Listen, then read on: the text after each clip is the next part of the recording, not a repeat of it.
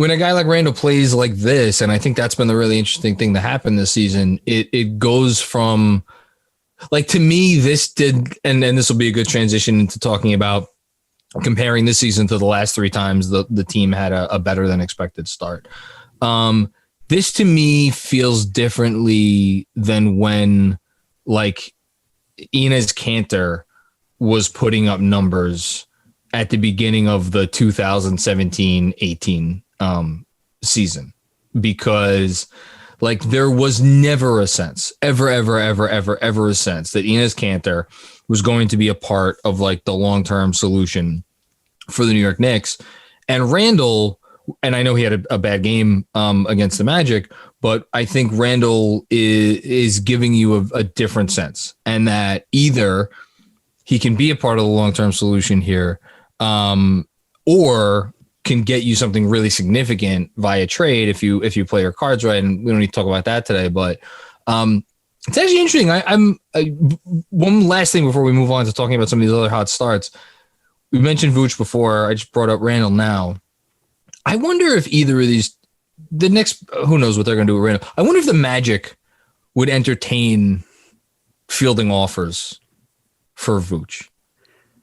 If the Magic would entertain it, no.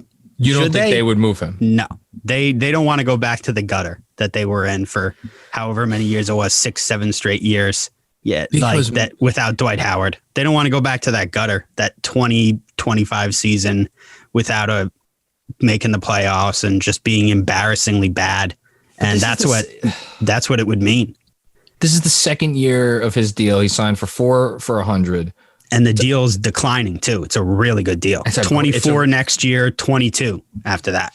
I mean, if you could get a guy who's an all-star, and granted, he's like, there's different ways to say, like, oh, he's an all-star. Is he the 20th best player in the league? Is he the 23rd best player in the league? Whatever. He's somewhere. Is he the 19th best player? Mm-hmm. He's in that range, right?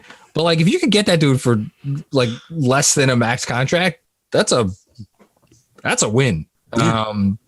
Yeah. And Gordon, obviously his deal is eminently movable. Like, they could tank so easily this year. And I get what you're saying. They don't want to do that. But I to me, like, if they put him on the table, that's the only other guy other than Randle who I feel like could be a big man potentially available around the trade deadline this season that a team maybe could look at and be like, maybe that's worth it for us to give something. But you say they won't trade him. I don't think the Knicks are going to trade Randle. Do you? No, I don't think they should trade Randle either. And I also don't think the Magic should trade Vucevic. So I don't think either team should trade either guy. Yeah. I mean, the Knicks. Wait, do you think they should trade Randle? I actually want to know that if you think they should. It would have to, like, let me put it this way. For Marcus Morris, I was at the point where it was like, just whatever the best offer is. If the Clippers offer is the best offer, sure, just move him. Take whatever you can get. With Randle, that's not the case. It is not about take whatever the best offer is that's on the table. It's about the offer has to be really, really, really. It has to be a too good to be true offer. I don't think somebody will make it, which is why I don't think they will trade him. And I on the whole don't think that they should. But again, never say never, because if there's Devontae Graham. If that, well, you were the one. Listen, you were the one who brought it up, man, and I wrote about it. Devontae Graham and the Hornets' unprotected first round pick. If that's what's on the table, then I might have to do it. But even then, it's like Devontae Graham. What is Devontae Graham?